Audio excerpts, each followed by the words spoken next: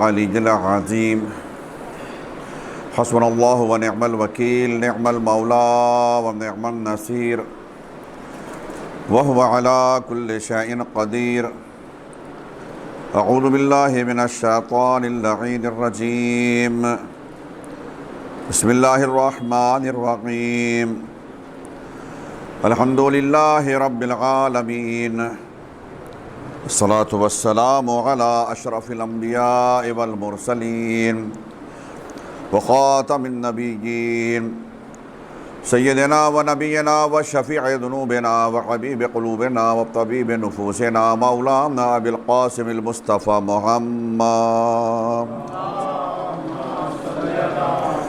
وعلى آلہ الطیبین الطاہرین المعصومین المنتجبین المنتخبین المظلومین اذهب اللہ عنہم الرجس وطہرہم تطہیرا اللہم صل علی محمد ولعنت الدائمة الباقية على أعدائهم وغاصب حقوقهم ومنكر فضائلهم ومصائبهم وعصمتهم أجمعين اللهم لعن ولا ظالم ظلم حق محمد وآل محمد وآخر تابع له على ذلك اللهم لعن العصابة التي جاهدت الحسين وشايعت وبايعت وتابعت على قتله اللهم لعنهم جميعا أما بعد فقد قال الله تعالى في القرآن الكريم بسم الله الرحمن الرحيم إن علينا للهدى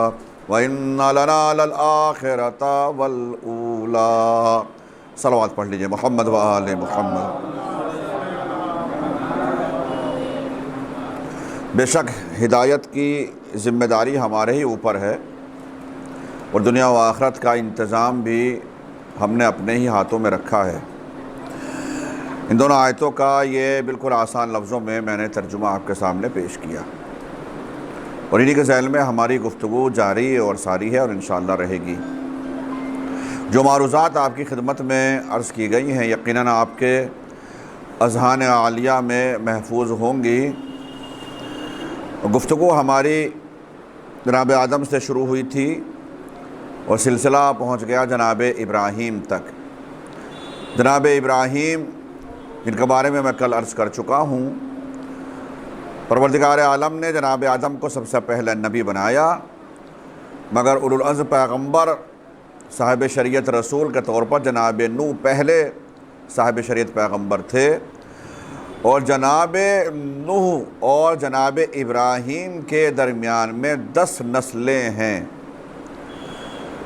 جناب نوح کے بیٹے سام اور سام کے بیٹے سے جو نسل آگے بڑھی اس میں بیچ میں 9 بیٹے اور آئے، اور پھر یعنی سام اور 9 بیٹے اور پھر اس کے بعد جناب ابراہیم کے والد جناب تارق اور جناب ابراہیم پھر جناب ابراہیم صاحب شریعت پیغمبر، دوسرے صاحب شریعت جن کو ابو الانبیاء بھی کہا گیا، اور تمام نبیوں میں تمام ہی رسولوں میں ہمارے رسول کے بعد سب سے بڑا مرتبہ اللہ نے جناب ابراہیم ہی کو عطا کیا ہے۔ اللہ نے جناب ابراہیم کو جہاں نبی بنایا، رسول بنایا، اولو العزم پیغمبر بنایا، صاحب شریعت پیغمبر بنایا، وہیں ان کو اللہ نے اپنی خلت بھی عطا کی، یعنی اپنا خلیل بھی بنایا، اور سب سے آخر میں سب سے بڑا امتحان لے کر اللہ نے ان کو امام بھی بنا دیا۔ جو سب سے بڑا عہدہ اللہ کے پاس تھا وہ عہدہ امامت ہے، اور اللہ نے جناب ابراہیم کو امام بھی بنا دیا۔ اس لیے ہمارے رسول کے بعد سب سے بڑا مرتبہ جناب ابراہیم ہی کا ہے۔ جناب ابراہیم کے بارے میں کل عرض کر چکا ہوں، عراق میں پیدا ہوئے تھے، بابل نام کے شہر میں۔ ماں کا نام ہے امیلہ، باپ کا نام تارق، چچا کا نام ہے آزر۔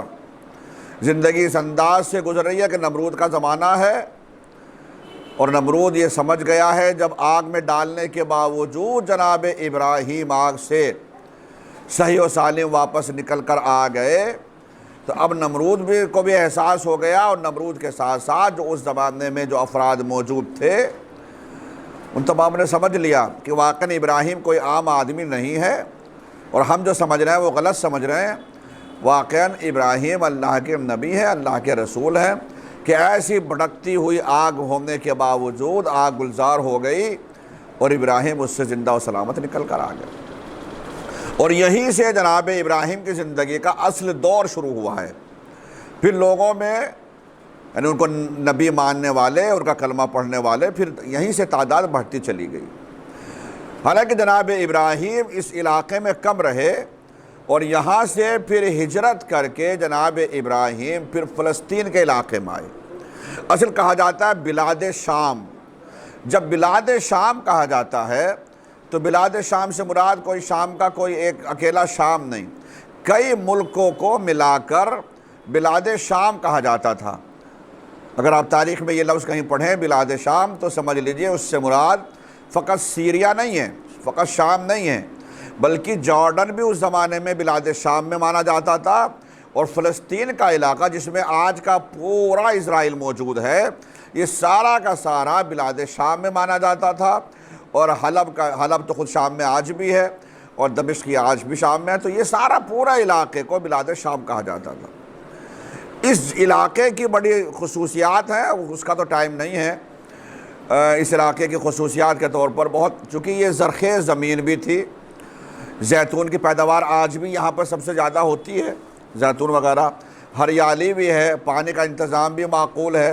تو عرب کے دوسرے ملک اور دوسرے شہروں کے مقابل میں یہ بلاد شام کا جو علاقہ ہے، بلاد شام کا جو ایریا مانا جاتا ہے، یہ سب سے زرخیز اور سب سے اچھا علاقہ مانا جاتا تھا۔ تو جناب ابراہیم نے ہجرت کی اور وہاں سے فلسطین کے علاقے میں آ گئے، یعنی اس بلاد شام میں آ گئے۔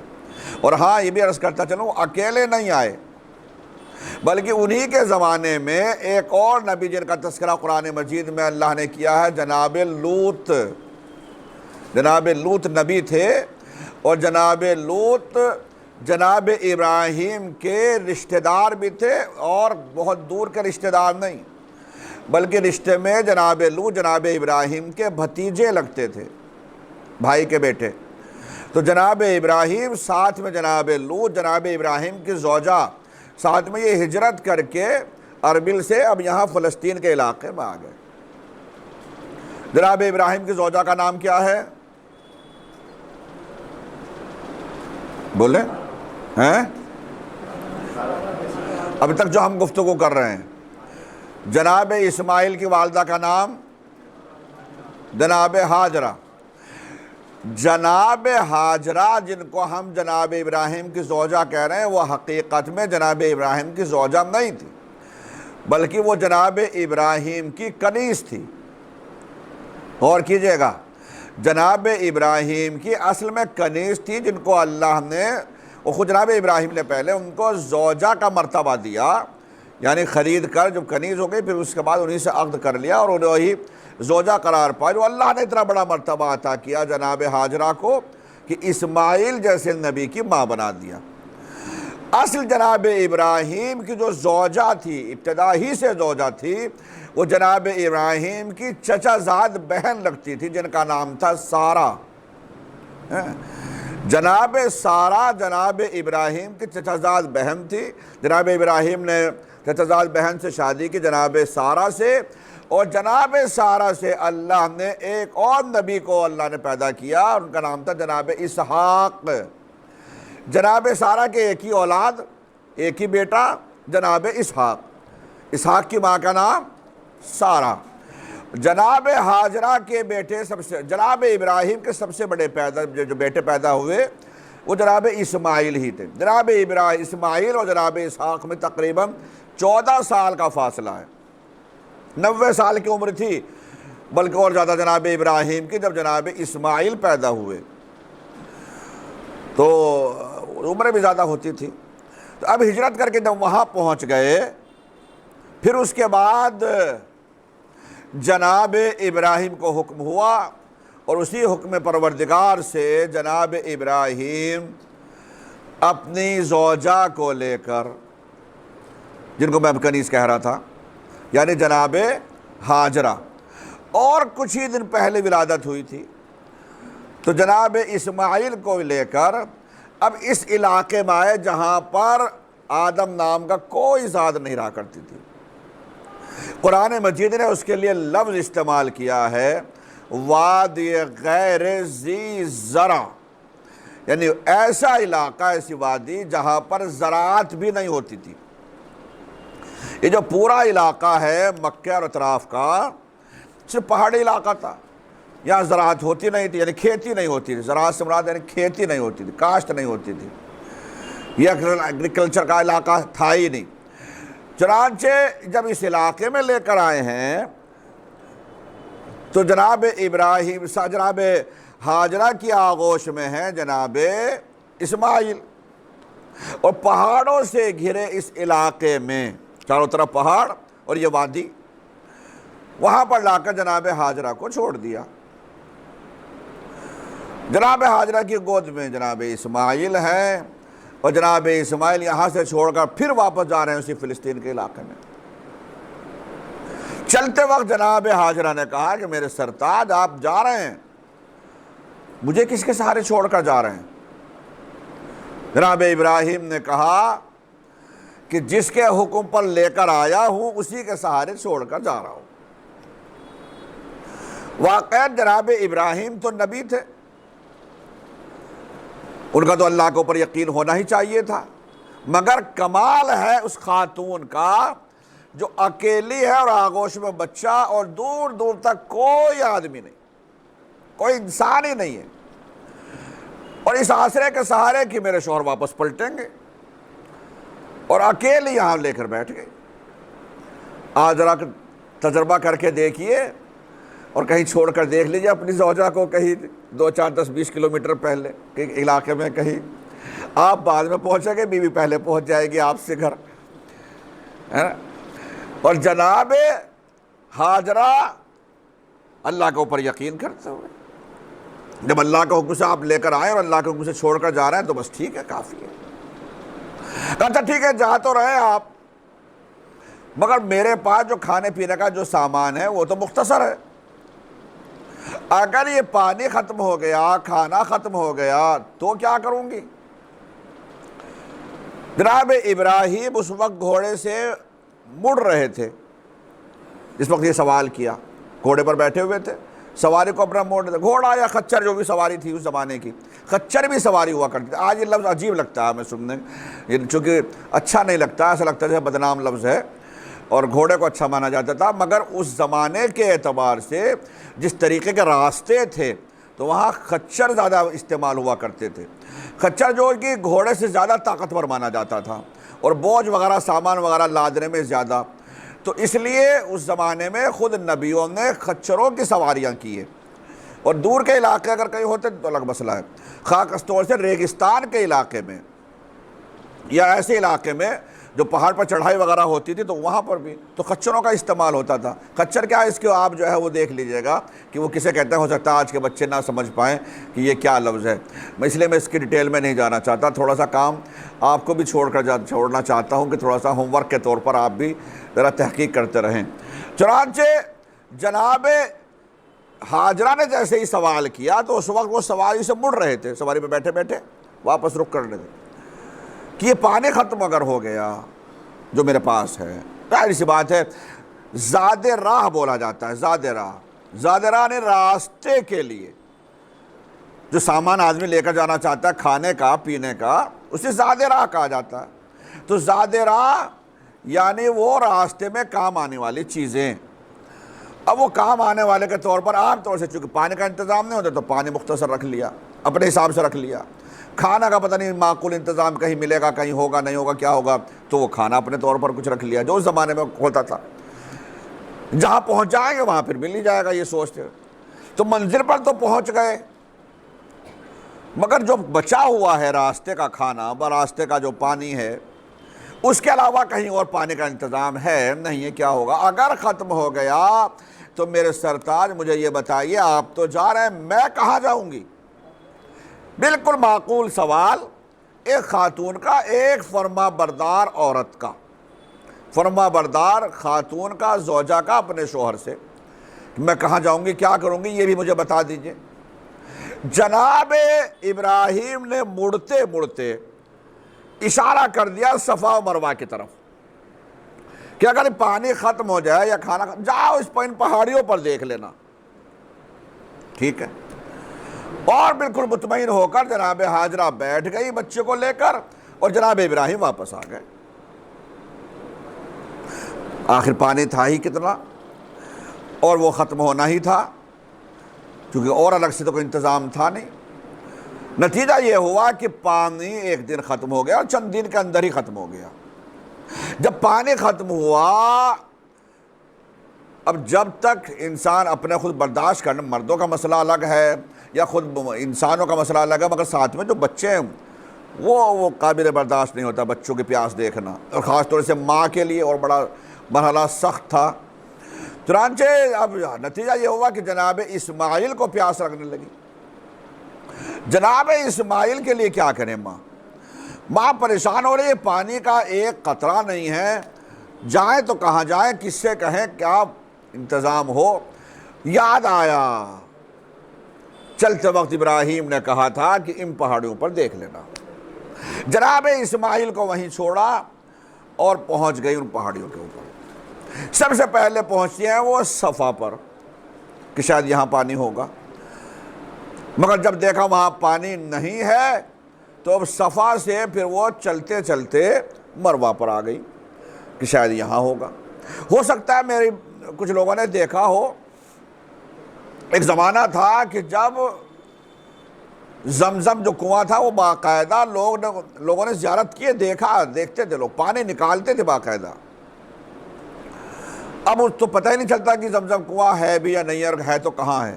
اب سب اس کو مطاف کا علاقہ جو ہے جہاں پہ طواف کرتے ہیں وہ تھوڑا سا کشادہ کر دیا گیا اور نئی توسیع کی گئی مسجد الحرام کی، ورنہ سب سے پہلی مرتبہ جب میں 2002 میں گیا تو اس زمانے میں باقاعدہ ڈول سے پانی نکالتے تھے، یعنی باقاعدہ پانی کنواں موجود تھا کونے پر وہیں پر۔ خیر، جناب ہاجرہ گئی، جب صفا پر پانی نہیں ملا تو وہ پھر مروہ پر آئیں، مروہ پہ پانی نہیں ملا، پھر واپس صفا پر گئی، وہاں پھر پانی نہیں ملا، پھر واپس اسی پر آ گئی۔ صفا، مروہ، پھر صفا، پھر مروہ، پھر واپس، بیچ بیچ میں دوڑ بھی رہی ہے، جھپٹ بھی رہی ہے۔ جب جناب ابراہیم نے کہا تھا دیکھ لینا تو وہ دیکھنے کے لیے چلی گئی، لیکن جب صفا پر پانی نہیں تھا تو ٹھیک ہے مروہ پر آ گئی۔ مروہ پر نہیں ہے تو اب کسی اور پہاڑی پہ جاؤ، کہیں اور دیکھ لیجئے۔ صفا پر تو آپ دیکھ کے بھی آئی ہیں، وہاں تو تھا ہی نہیں، پانی ہے ہی نہیں، تو مروہ پر آ گئی، یہاں تو ٹھیک ہے۔ مگر جب مروہ پہ بھی نہیں ہے تو پھر واپس صفا پہ کیوں جا رہی ہیں؟ اور صفا پہ پھر چلے گئے تو پھر واپس مروہ ہی پر آ رہی ہیں۔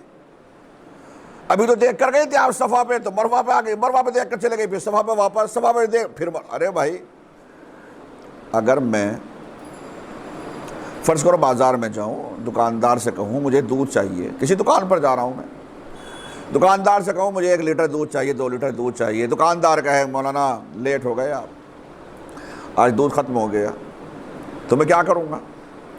اور دوسری دکان پہ جاؤں گا، 50 دکان مارکیٹ میں ہیں، کسی اور دکان پہ جاؤں گا۔ میں باہر نکلا اور دکاندار سے 1 منٹ کے بعد پھر جا کے اسی سے کہہ رہا ہوں بھائی دودھ دے دو۔ اب مولانا ابھی تو کہا آپ سے آج ختم ہو گیا، دودھ نہیں ہے۔ میں باہر نکلا پھر واپس اسی تیسری مرتبہ، تو لوگ کیا کہیں گے؟ دکاندار کہے گا آج بولا خیریت تو ہے، کیا ہو گیا؟ بار بار کہہ رہا ہوں دودھ نہیں ہے، دودھ نہیں ہے، بار بار جو ہے وہ پھر دکان پہ میرے آ جاتا۔ تو عقل مندی کا تقاضا کیا ہے؟ جب ایک چیز ایک دکان پر نہیں ہے تو باقی دکان پر تلاش کریں۔ جب جناب ہاجرہ نے دیکھ لیا تھا کہ صفا پر پانی نہیں ہے تو مروہ پہ چلی گئی، مگر مروہ پہ بھی نہیں ہے تو تیسری پہاڑی پہ جا کر دیکھیے، چوتھی پہاڑی پہ، چاروں طرف پہاڑیاں ہی تو ہیں، مگر وہ کسی اور پہاڑی پر نہیں جاتی ہیں۔ صفا مروہ یہ بی بی یہ کیا کر رہی ہیں آپ؟ کسی اور پہاڑی پر کیوں نہیں جاتی؟ عجب نہیں جناب ہاجرہ جواب دیں کہ نادان کیسے جاؤں، میرے شوہر نے چلتے وقت کہا تھا کہ صفا اور مروہ انہی 2 پہاڑیوں پر دیکھ لینا، اگر ان کی اجازت کسی اور پہاڑی پر جانے کی ہوتی تو وہ کہتی کسی ان علاقوں میں جا کر دیکھ لینا، مگر انہوں نے نام لے کر کہا ان پہاڑیوں پر دیکھ لینا، صفا و مروہ پر۔ ارے وہ عورتیں اچھی نہیں ہوتی جو شوہر کی اجازت کے بغیر میدان تک میں آ جایا کرتی ہیں۔ صلوات پڑھ لیجئے محمد و آل محمد۔ لہذا مجھے جن پہاڑیوں کی اجازت ہے میں ان شوہر کی فرما برداری کا نتیجہ اللہ نے کیا کیا؟ اب ڈر ہے بیچ بیچ میں، خوف ہے بیچ بیچ میں جناب ہاجرہ کو کہ کوئی جانور نہ آ جائے، کوئی درندہ نہ آ جائے، میرے بچوں کو تکلیف نہ پہنچا دے۔ اس لیے بیچ بیچ میں جو آپ صفا مروہ کے درمیان میں سعی کرتے ہیں تو اب بیچ میں ایک علاقہ ہے جہاں پر وہ گرین لائٹ لگی ہوئی ہے، یہاں سے لے کے وہاں تک کچھ فاصلے تک۔ آپ جب حج پہ جائیں گے تب بھی، عمرہ کریں گے تب بھی، جب بھی آپ صحیح کریں گے تو آپ نے دیکھا کہ وہ گرین لائٹ لگی، اور اس کے لیے حکم کیا ہے کہ یہاں سے تھوڑا سا جھپٹ کر چلیے۔ تو وہ جھپٹ کر کیوں؟ یعنی آپ اسی اتباع میں جو جناب ہاجرہ نے کیا تھا، جب جناب ہاجرہ اس جگہ تھی تو وہ تیزی کے ساتھ جھپٹ کر چلتی تھی اس جگہ پر کہ کہیں بچے کو دیکھنے کے لیے کوئی درندہ نہ آ جائے، کوئی جانور نہ آ جائے۔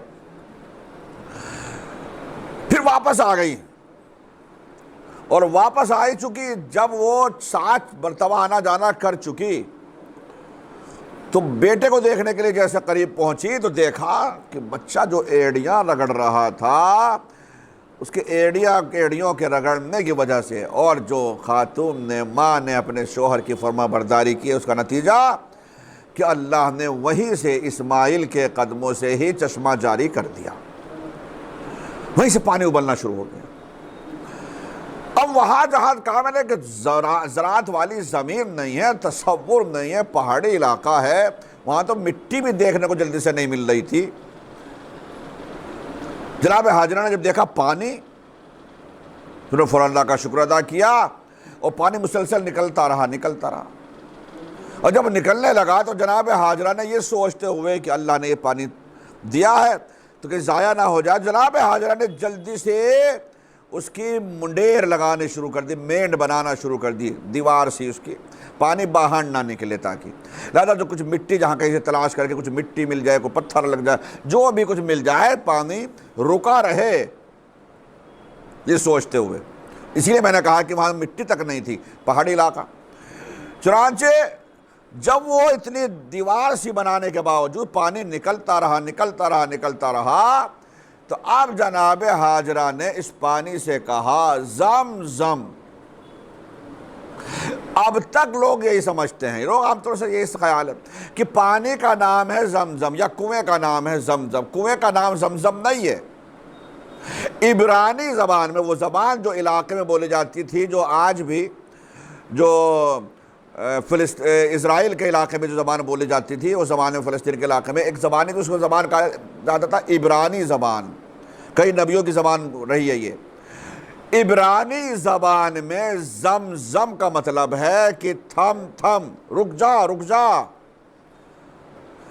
جناب ہاجرہ نے اس لیے کہا کہ زمزم، ٹھہر جا، پانی سے کہا رک جا، ٹھہر جا۔ بس جیسے ہی کہا زمزم، وہ پانی پھر رک گیا۔ اور پانی اسی وقت نکلتا تھا جب پانی یہاں سے کم ہوتا تھا، پانی کم ہوا تو پھر نکلنا شروع ہو گیا پھر سے، مگر اس کے اندر، حدود کے اندر ہی رہا۔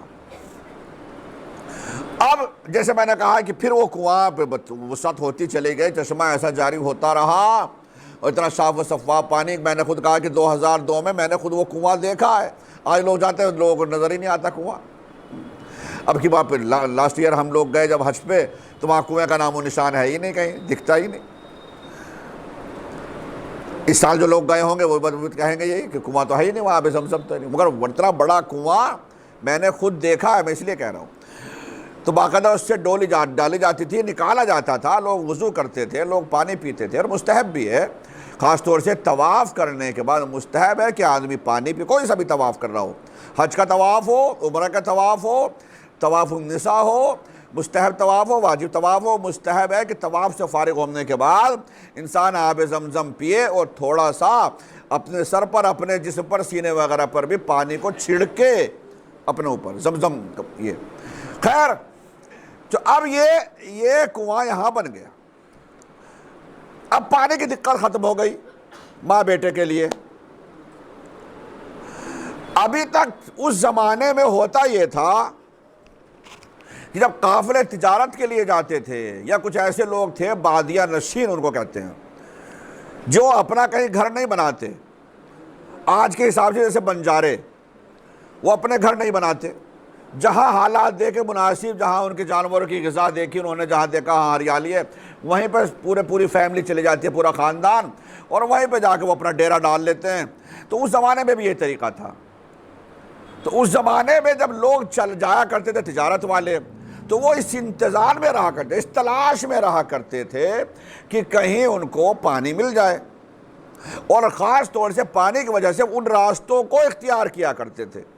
بھلے تھوڑا دور پڑ رہا ہو لیکن معلوم ہے کہ فلاں جگہ پانی ملے گا، تو ٹھیک ہے اب بھلے ہی راستہ ہمارا ادھر ہے مگر وہ ایسے گھوم کے جائیں گے تاکہ وہاں سے پانی لے سکیں، ٹھہر سکیں، اپنے مشکیزوں میں بھر سکیں۔ یہ طریقہ ہوتا تھا۔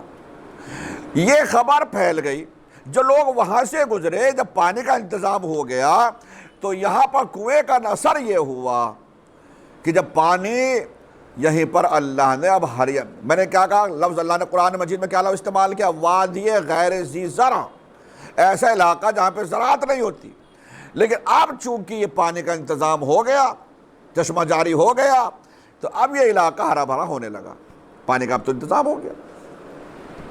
وہ لوگ جو گزرا کرتے تھے قافلے والے، ان کو پتہ چل گیا کہ بھلا جگہ یعنی ہریالی ہے، کوئی پیڑ کوئی درخت کچھ ہے، اس سے اندازہ لگایا یا جیسے بھی پتہ چلا انہیں کہ یہاں پر تو پانی ہے۔ تو اب یہاں پر لوگ آنے لگے باقاعدہ لے جانے کے لیے، پانی لے جانے کے لیے، اس طریقے سے اب پانی لے جانے لگے، یہاں سے ٹھہرنے لگے یہاں پہ۔ اب یہاں پر ایک اچھا ماحول بننے لگا، اور ایک یہ منزل بن گئی، منزل پہلے گزر چکی منزل کسے کہتے ہیں، یہاں ایک پڑاؤ پڑنے لگا لوگوں کا۔ ابھی تک یہاں پر خانہ کعبہ نہیں تھا بحیثیت عمارت، بلڈنگ کے طور پر۔ جب پانی کا انتظام ہو گیا، پھر جناب ابراہیم جب واپس آئے، اور اب حکم پروردگار ہوا، اے ابراہیم ام طاہر بیتی للطائفین والعاکفین والرکع السجود، اے ابراہیم یہاں پر میرا گھر بناؤ، طواف کرنے والوں کے لیے، رکوع کرنے والوں کے لیے، سجدہ کرنے والوں کے لیے، اعتکاف کرنے والوں کے لیے۔ حکم پروردگار سے اللہ کے رسول نے یہاں پر خانہ کعبہ اب بنایا۔ خانہ کعبہ کیسے بنا؟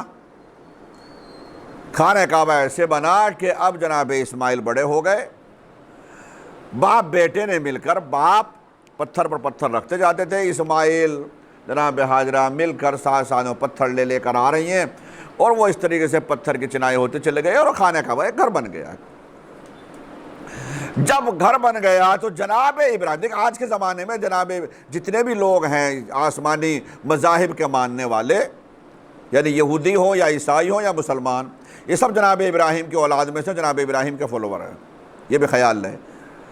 جناب ابراہیم، اسی لیے آپ نے سنا ہوگا کہ عرب ملکوں سے، خاص طور سے سعودی سے اسرائیل ایک ڈیل کر رہا تھا تجارت وغیرہ کے لیے، تعلقات اچھے بنانے کے لیے۔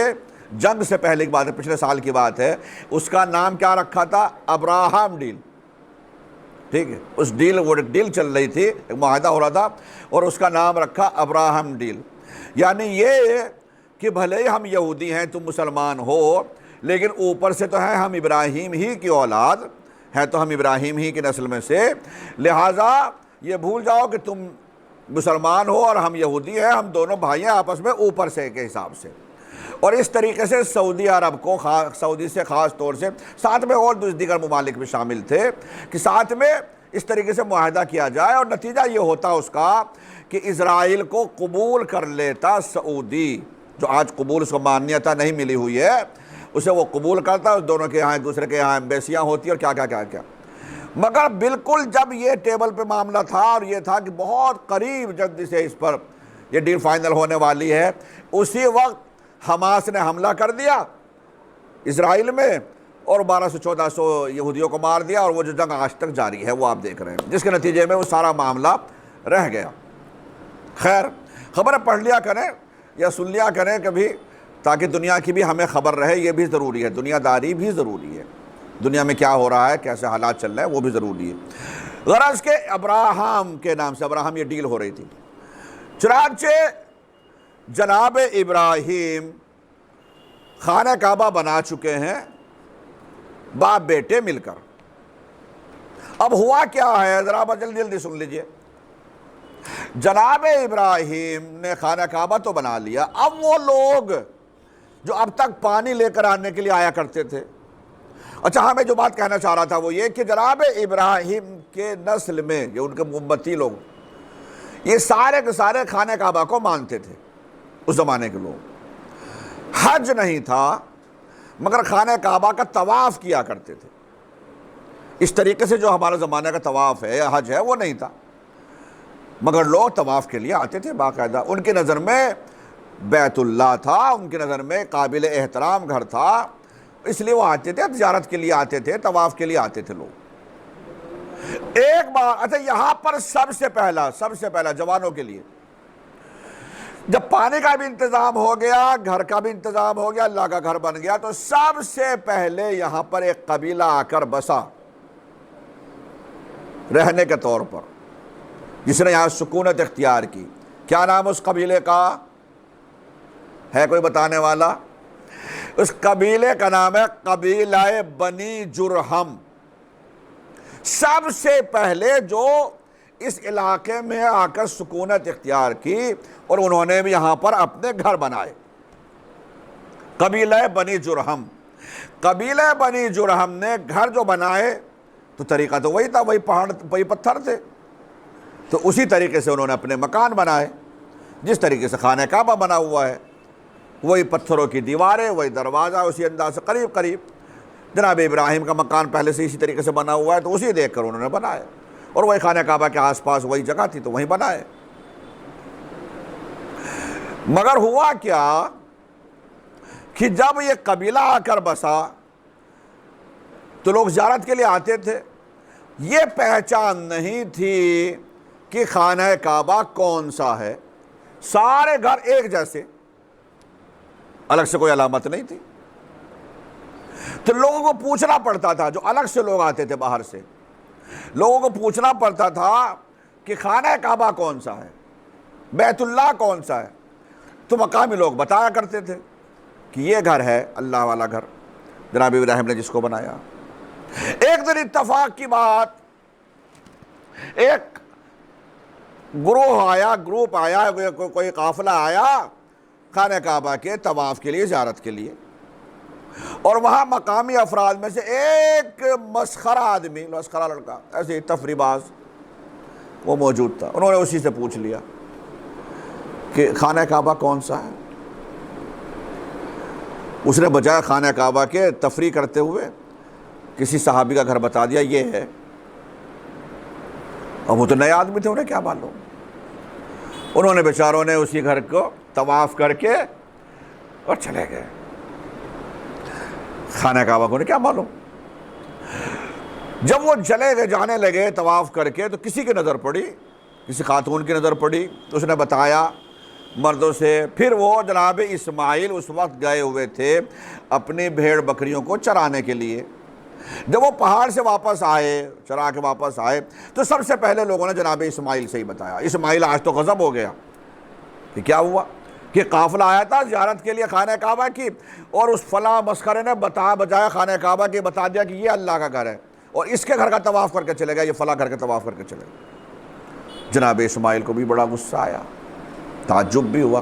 جناب اسماعیل فوراً گھر میں واپس آئے، اور آنے کے بعد اپنی ماں سے بتایا، جناب ہاجرہ سے، کہ اماں جان آج تو غضب ہو گیا۔ کیا ہوا بیٹا؟ اماں آج ایک قافلہ آیا تھا خانہ کعبہ کے طواف کے لیے، اور ایک مسخرے نے بتا دیا خانہ کعبہ فلاں صحابی کا گھر ہے، اس گھر کو بتا دیا، اور وہ اسی کے گھر کا طواف کر کے چلے گئے۔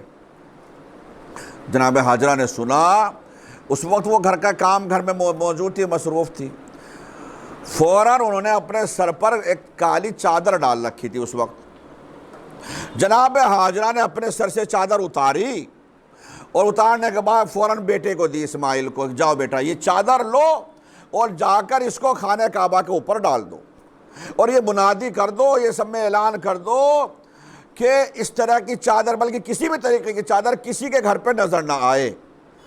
یہ چادر ہے اور یہی علامت بنے کہ اب پوچھنے کی ضرورت نہیں ہے، جس مکان پر چادر ہے سمجھ لو کہ یہ خانہ کعبہ ہے۔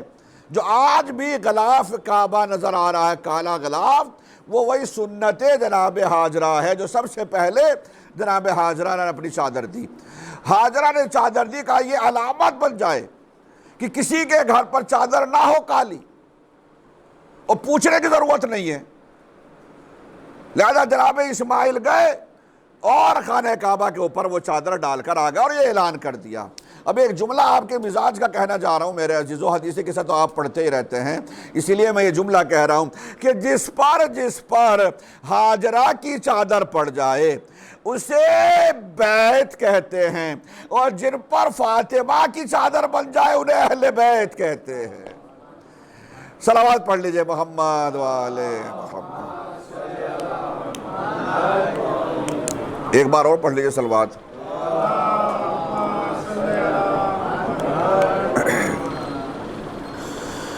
چنانچہ اب یہ علامت ہو گئی، سارے گھر ایک طرف، جس کے اوپر کالی چادر ہے یہ ہے بیت اللہ، اللہ کا گھر یہ ہے، خانہ کعبہ یہ ہو گیا۔ اب جناب آج میرے پاس وقت کم ہے اور میں آگے اس کو بڑھانا نہیں چاہتا چونکہ وقت کم رہ گیا، اور میرا میٹر جو بیان کرنا چاہ رہا تھا وہ بہت زیادہ ہے، اس لیے میں جلدی جلدی سوچنا چاہ رہا ہوں۔ مگر یہ چیز جو بتانا چاہ رہا ہوں یہ بھی ضروری ہے کہ ہم لوگ حج پر جاتے ہیں، عمرے پہ جاتے ہیں تو کیا کرتے ہیں، وہ کیا عمل ہے، یہ تو سمجھ گئے، صفا و مروہ جلدی سے بتا رہا ہوں۔ اور آج کا مسئلہ یہ ہو گیا کہ آج میت بھی ہے، 10:30 بجے کا ٹائم ہے، تو میں یہ سوچ رہا تھا کہ 10:30 بجے تک میں مجلس ختم ہی کر دوں تاکہ جلدی سے وہاں مجھے پہنچنا بھی ہے، 10:30 کا ہی ٹائم ہے تو 10:45 تک بھی پہنچوں گا تو اتنا تو چل ہی جائے گا۔ جناب اسماعیل باپ بیٹے اب یہاں پہ رہنا، میں جلدی 2-4 باتیں سن لیجئے۔ جناب اب باپ بیٹا، اب تو جناب ابراہیم بھی یہیں رہنے لگے، یہیں رہے مکے ہی میں۔ ایک دن جناب ابراہیم نے خواب دیکھا۔ خواب کیا ہے؟ جو خواب دیکھا وہ بیٹے سے بتا دیا۔ یا بنی انی اری فی المنام انی اذبحک، بیٹا میں نے خواب میں دیکھا جیسے میں تمہیں ذبح کر رہا ہوں، فانظر ماذا تری، بتاؤ تمہارا کیا نظریہ ہے۔ جناب اسماعیل سے جب باپ نے خواب کو بتایا تو جناب اسماعیل نے فوراً کہا یا ابت افعل ما تؤمر ستجدنی انشاءاللہ من الصابرین، بابا جو آپ کو حکم دیا گیا ہے آپ اس پر عمل کیجئے، مجھے بھی آپ صبر کرنے والوں میں پائیں گے۔ جناب ابراہیم نے بیٹے کو ساتھ لیا، بیٹے کی مرضی ہو گئی۔ اب اس پہ مجھے کچھ بولنا تھا مگر نہیں بول پا رہا ہوں میں کہ جناب یہ حکم جو ہے، یعنی خواب کو حکم کہا جناب اسماعیل نے، جو آپ جس کو اللہ نے جو آپ کو حکم دیا ہے، جبکہ وہ خواب تھی تو کیا تھوڑا سا بولنا تھا مگر چلیے زندگی رہی تو پھر کبھی۔ جناب ابراہیم نے بیٹے کو ساتھ میں لیا اور جانتے تھے کہ یہ خواب نہیں ہے، اللہ کا یہ طریقہ تھا، کئی طریقے سے اللہ وہی کرتا ہے جو بتانا چاہتا پیغام پہنچایا کرتا تھا، ان میں سے ایک طریقہ یہ تھا کہ نبیوں کو خواب میں بتا دیا کرتا تھا اللہ۔ نبی کو کبھی بھی کوئی غلط خواب نہیں آ سکتی، نبی کو کسی بھی قسم کے، نہ جیسے ہم لوگوں کو خواب میں شیطان نے بہکا دیا یا شیطان کا غلبہ ہو گیا، عام انسانوں کو نبیوں کے ساتھ یہ مسئلہ نہیں ہے۔ نبی کے خواب کا مطلب یہ ہے کہ خواب حقیقت ہے، اللہ کہنا چاہتا، کوئی پیغام دینا چاہتا تھا۔ چنانچہ جناب ابراہیم نے اسماعیل کو ساتھ لیا، جب نکلنے لگے جناب حاجرہ سے کہا ذرا بچے کو نہلا دو، دھلا دو، صاف لباس پہنا دو۔ اچھا، ماں نے اسی اعتبار سے خیریت تو ہے، کہاں لے کے جانا چاہ رہے ہیں کہ ایک دوست کے یہاں جانا ہے، دوست کے دعوت پہ جانا ہے۔ دونوں لفظ بالکل صحیح ہیں، کوئی جھوٹ نہیں ہے۔ خلیل اللہ میں کل بتا چکا خلیل اللہ کا مطلب کیا تھا، تو اس لیے دوست ہے، دعوت بھی یعنی بلاوے کے طور پر۔ اور لے کر جناب ابراہیم اسماعیل کو لے کر گھر سے چلے۔ جب راستے میں جب چلنے لگے تو جناب ابراہیم نے ہاتھ میں چھری لے لی، رسی اٹھائی۔ جناب حاجرہ نے کہا یہ چھری کیوں لے رہے ہیں؟ کہیں ایسا نہ ہو کہ دمبا ذبح کرنا پڑ جائے۔ بس جیسے کہا دمبا نہ ذبح کرنا پڑ جائے، اللہ تو صرف نیت کو دیکھتا ہے۔ اللہ نے کہا، میرے نبی نے کہا کہ دمبا نہ ذبح کرنا پڑ جائے، تو ایک کام کرتے ہیں، ہاں صرف ہم تو نیت کو دیکھ رہے ہیں، نیت میں تو خلوص ہے، واقعی ذبح کرنا چاہتا ہے یہ بیٹے کو، مگر ہم اس بیٹے کو، اس قربانی کو دمبے ہی سے بدل دیتے ہیں۔ وَفَدَيْنَاهُ بِذِبْحٍ عَظِيمٍ، اور اس کا فدیہ ہم ذبح عظیم کو قرار دیں گے، یعنی امام حسین کی شہادت کو۔ اب پھر وہ کہہ رہا ہوں کہ بولنا اس پہ بھی تھا مگر نہیں بول پاؤں گا، لہذا چھری کے ساتھ پھر رسی کیوں لے کر جا رہے ہیں؟ کہ ہاتھ پیر باندھنے کے لیے۔ اچھا، تو رسی بھی لے لی، چھری بھی لے لی، اور یہ اب باپ بیٹے نکلے ہیں۔ رہ کہاں رہے ہیں؟ جو حضرات حج پر گئے ہیں، جو عمرہ پہ گئے ہیں، خاص طور سے حج والے، ان کے سامنے وہ نقشہ آ جائے گا۔ رہ کہاں رہے ہیں؟ خانہ کعبہ کے پاس، ٹھیک ہے، وہاں رہ رہے ہیں۔ ذبح کرنے کے لیے کہاں لے جا رہے ہیں بیٹے کو؟ مینا میں، مینا میں لے کر جا رہے ہیں۔ اور مینا میں بھی آپ تو اور بھی زیادہ علاقہ ہو گیا، بلکہ آپ میں سے شاید بہت سے لوگوں نے دیکھا بھی ہو، پہلے وہ اصل علاقہ تھا مینا کا جہاں پر جانوروں کو ذبح کیا جاتا، جہاں جناب ابراہیم نے ذبح کیا تھا، وہ اصل تھا۔ بعد میں اس کو وسعت دے دی، تو اب وہ جو علاقہ ہے جہاں ذبح کیا جا رہا ہے اس وقت، وہ مینا کی حدود سے ہی انہوں نے خارج کر دیا اس وقت۔ اس لیے کچھ ہمارے مراجع کرام نے یہ فتویٰ دیا تھا کہ چونکہ اصل مینا سے خارج ہو گیا، تو جب خارج ہی ہو گیا تو خارج ہی صحیح، تو بجائے وہاں کے اپنے یہاں بھی جا کر قربانی کر سکتے ہیں، یعنی اسی وقت اعلان کوئی فون کر دے اور وطن میں قربانی ہو جائے۔ اور غالباً شیخ بشیر نجفی صاحب کا یہ فتویٰ آج بھی ہے، مکارم شیرازی صاحب کا بھی تھا، لیکن انہوں نے بعد میں تحقیق کی اور پتہ چلا کہ اس گوشت کا مسئلہ گوشت کا اسراف کا بھی تھا، کہ گوشت اسراف ہوتا ہے، اس کہاں صرف ہوتا ہے، تو وہ دلیلیں مل گئی ان کو اور پتہ چلا کہ نہیں صحیح مصرف ہے۔ خیر، تو نکلے ہیں مکے کے پاس سے، گئے ہیں مینا ذبح کرنے کے لیے بیٹے کو، اور گزر رہے ہیں اس علاقے سے جس کو ہم آج کہتے ہیں مزدلفہ، اس علاقے سے ہوتے ہوئے مینا میں پہنچے۔ اور مزدلفہ جس وقت پہنچے، اس علاقے میں شیطان آ گیا، اور شیطان میں پہلے کئی مرتبہ کہہ چکا ہوں کہ وہ جناب آدم کی وجہ سے جو نکلا ہے، تو آدم کی اولاد سے وہ مستقل بدلہ لینے کی کوشش کر رہا ہے، اور صاحب اس نے اللہ سے کہہ دیا میں سب کو بہکاؤں گا، بس موقع کی تلاش میں ہوں، جب بھی موقع ملے گا تو بہکاؤں گا، جو نہیں بہک پائیں گے نہیں بہک پائیں گے، مگر چھوڑوں گا کسی کو نہیں بہکانے سے۔ سب سے پہلے وہ جناب حاجرہ ہی کے پاس آیا، اور جناب حاجرہ سے کہا کہ بی بی دیکھ رہے ہو آج کیا ہوا؟ کہاں گئے ہیں تمہارے شوہر بیٹے کو لے کر؟ کہا کسی دوست کے یہاں گئے ہیں دعوت پہ، کہ یہ تمہیں بہکا کے گئے ہیں۔ اصل میں بیٹے کو لے کر گئے ہیں ذبح کرنے کے لیے، اور اسی لیے انہوں نے اپنے ہاتھ میں چھری لے کر گئے ہیں۔ دیکھا نہیں رسی سے ہاتھ پیر باندھیں گے اور چھری سے اسے ذبح کریں گے، اس لیے لے کر گئے ہیں۔ جناب حاجرہ نے بالکل اطمینان سے کہا کہ تمہیں کیسے معلوم کہ میں صحیح کہہ رہا ہوں، اور دیکھ لینا جب آئیں گے تو اکیلے آئیں گے، بیٹے کو ذبح کر کے آ جائیں گے۔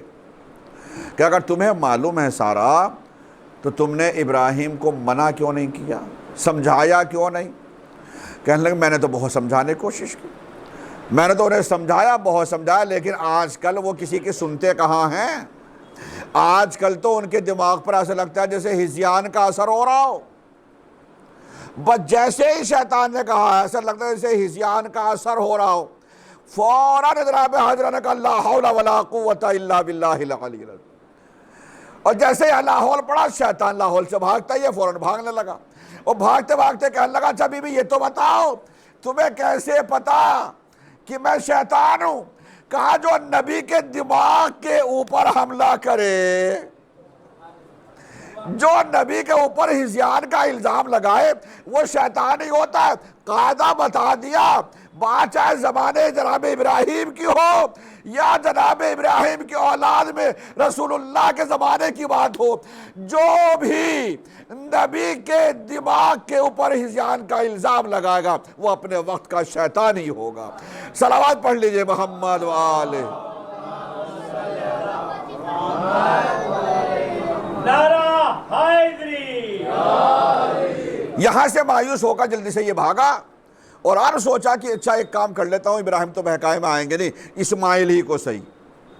اور جب یہ تیزی کے ساتھ آ رہا تھا اس وقت جناب ابراہیم اسماعیل کو لے کر مزدلفہ پہنچ چکے تھے،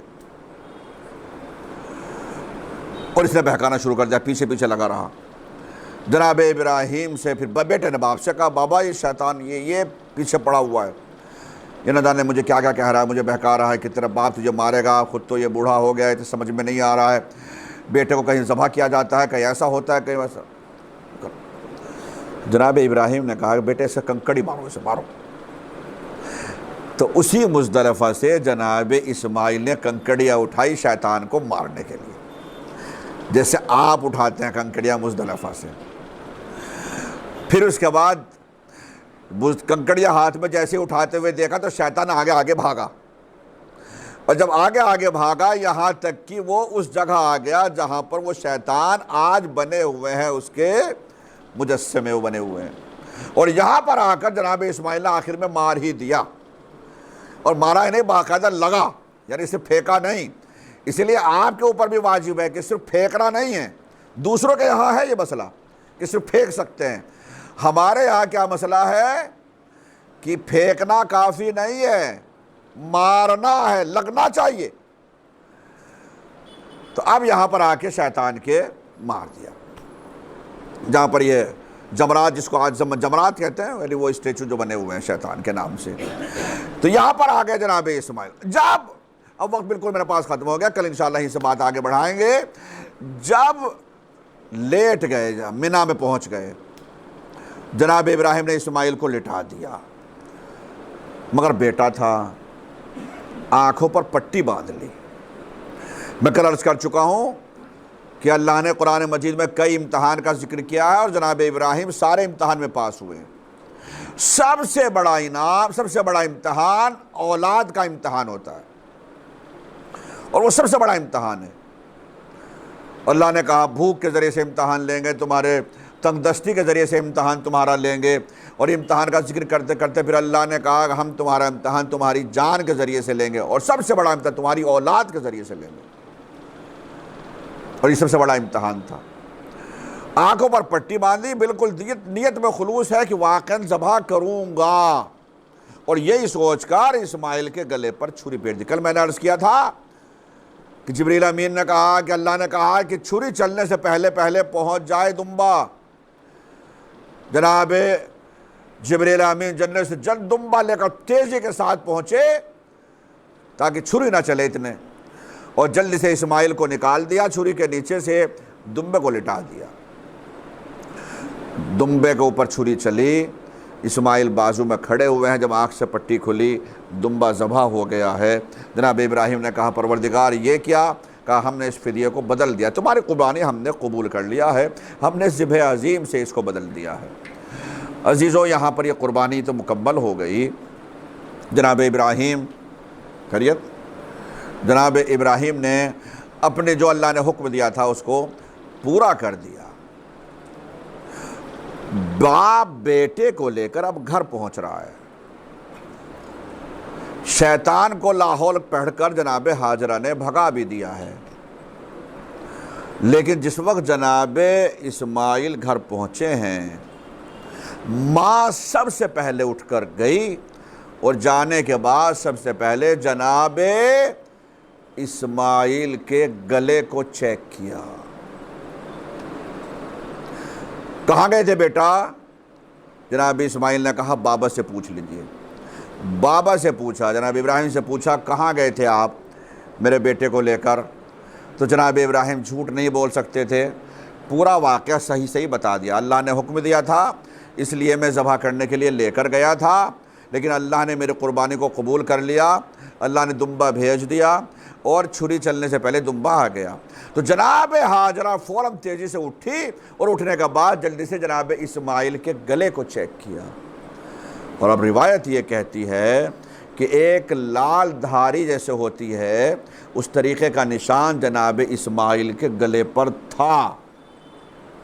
چھری نہیں چلی تھی، چھری کا نشان تھا، چھری اس پر چلی مگر ہٹایا، جب ہٹایا ہوگا تو شاید اس وقت لگ گیا ہو، مگر جناب اسماعیل کے گلے پر ایک لال سا نشان ہو رہا تھا۔ ماں نے جب اس نشان کو دیکھا تو یہ جملہ کہا، اگر چھری چل جاتی تو کیا ہوتا، میرا بیٹا ذبح ہو جاتا، میرا لال ذبح ہو جاتا۔ یہ جملہ کہا اور فوراً غش کھا کر زمین پر گر گئی۔ اور اب روایت یہ کہتی ہے، تاریخ یہ کہتی ہے کہ جناب ہاجرہ اس کے بعد پھر دوبارہ ٹھیک نہ ہوئی، اسی تکلیف اور اسی درد میں اور اسی غم میں بیمار رہی، یہاں تک کہ اسی بیماری میں ہی جناب ہاجرہ کا انتقال ہوا۔ اب سمجھے آپ کربلا کی ماں کو ہم کیوں سلام کرتے ہیں؟ ہاجرہ سے نشان نہ دیکھا گیا۔ میں کہوں گا ہاجرہ ایک بار ذرا کربلا کے میدان میں آئیے کس طریقے سے مائیں اپنی اولاد کو قربان ہونے کے لیے تیار کر رہی ہیں۔ شب عاشور ہے، ہر خیمے میں خاتون بیٹھی ہوئی ہے، ایک خیمے میں جناب ام لیلہ علی اکبر کو لیے بیٹھی ہوئی ہے، ایک خیمے میں جناب ام فروہ قاسم کو لیے بیٹھی ہوئی ہیں، ایک خیمہ ہے جس میں شہزادی زینب اپنے بچوں کو لیے بیٹھی ہوئی ہیں۔ حد یہ ہے کہ ایک خیمہ ایسا بھی ہے جس میں رباب علی اصغر کا جھولا جھلا رہی ہے، مگر جھولا جھلاتے ہوئے جو لوری دے رہی ہے وہ رجز پڑھ رہی ہے، وہ یہی تلقین کر رہی ہے، میرے لال تیری زندگی میں تیرے باپ کو کوئی آنچ نہیں آنی چاہیے۔ شب سات ہے آج میرے عزیزو۔ چنانچہ جناب ام فروہ جس خیمے میں ہیں،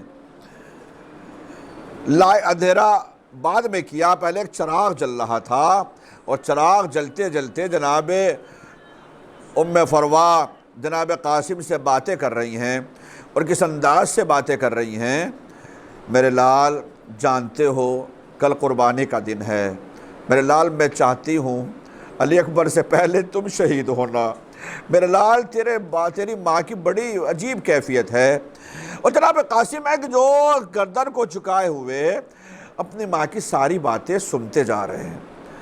میرے لال دو کیفیتیں عجیب ہیں، ایک یہ کہ میں خاندان بنی ہاشم سے نہیں ہوں، دوسرے یہ کہ میں بیوہ ہوں، تمہارے سر پر تمہارا باپ نہیں ہے، میں بیوہ بھی ہوں۔ میرے لال تمہاری ماں نے عجیب عجیب منزلیں دیکھی ہیں، میرے لال تمہاری ماں نے تمہارے باپ کے کلیجے کے 72 ٹکڑے دیکھے ہیں، 72 ٹکڑے تھے تمہارے باپ کے کلیجے کے جو تشت میں گرے تھے، اور جن کو دیکھنے کے بعد تمہاری پھوپھی زینب نے بھی کہا تھا، جب وہ ٹکڑوں کو دیکھا تمہارے باپ کے کلیجے کے، تو قسمت جناب زینب کی یہی تھی کہ وہ تمہارے باپ کے کلیجے کے ان ٹکڑوں کو ایک ایک بات کہتی جا رہی ہے۔ اور جناب قاسم گردن کو جھکائے ہوئے ہیں، اور پھر ایک جملہ اور کہا، میرے لال اگر تمہیں انکار کرنا ہوگا تو انکار کر دینا، مگر میں یہ روشنی کو میں بجھا رہی ہوں۔ بیٹے نے پوچھا کہ اماں یہ اندھیرا کیوں کرنا چاہ رہی ہے؟ کہا تاکہ تمہارے انکار کو میں اپنی نظروں سے دیکھ نہ سکوں، ورنہ یہ ماں برداشت نہیں کر پائے گی۔ اور اتنا جملہ کہنے کے بعد جناب ام فروہ نے ایک جملہ اور کہہ دیا، میرے لال میں نے تمہارے بابا کے جنازے کو قبرستان سے واپس آتے ہوئے دیکھا ہے، اور جو تمہارے بابا کا جنازہ جب قبرستان سے واپس آیا تھا تو جنازے میں اتنے تیر تھے کہ تمہاری پھوپھی زینب نے یہ جملہ کہا تھا کہ میں نے اپنے بھائی کو سفید کفن پہنایا تھا، یہ کفن سرخ کیسے ہو گیا، اس کفن لال کیسے ہو گیا۔ جب یہ جملہ کہا ایک مرتبہ جناب قاسم نے سر کو اٹھایا اور ایک جملہ کہا، اماں میرے بابا کا جنازہ تو آ گیا تھا نا، قاسم کا تو جنازہ بھی نہیں آئے گا، لاش کے ٹکڑے ہو گئے، جن کو میرے چچا ابا کے دامن میں لے کر آئیں گے۔ صبح ہوئی، قربانیوں کا سلسلہ شروع ہو گیا۔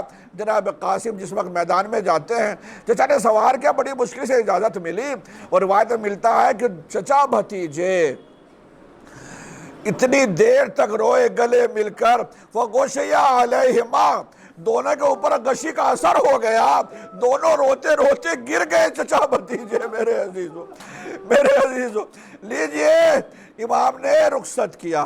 تعویذ آپ جانتے کس طریقے سے تعویذ کھول کر امام کے سامنے پیش کیا تھا، اور بھائی نے بھائی کی تحریر کو دیکھ کر اجازت دی۔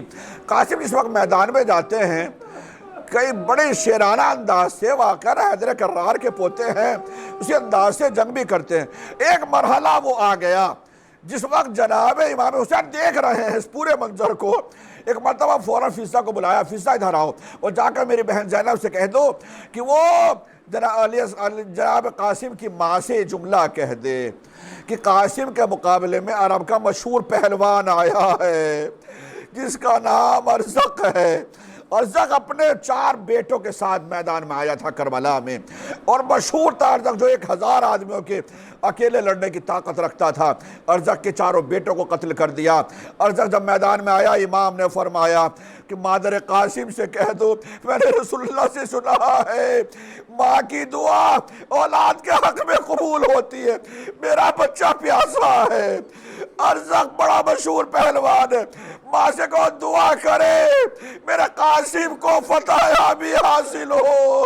لیجئے پیغام پہنچا، مصلیٰ بچھا کر بیٹھ گئی مادر قاسم۔ جناب فرما، اے میرے پروردگار، میرے لال کو کامیابی دینا۔ میرے عزیزو، نتیجہ یہی ہوا، جناب قاسم نے ارزق کو بھی واصل جہنم کر دیا، 4 بیٹوں کو واصل جہنم کر دیا، مگر اسی وقت حتیٰ کہ فرات پر قبضہ کر لیا۔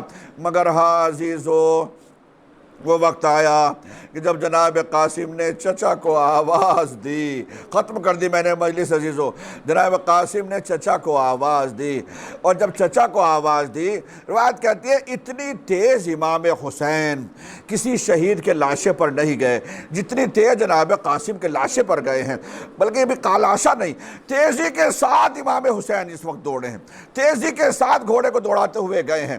لیکن جیسے ہی فوج اشکیا نے دیکھا حسین تیزی کے ساتھ آ رہے ہیں، ایک مرتبہ 500 سے زیادہ گھڑ سوار تھے، جن کے درمیان میں قاسم تھے، جو گھوڑوں کی لاشوں سے پیروں سے پامال ہو گئے۔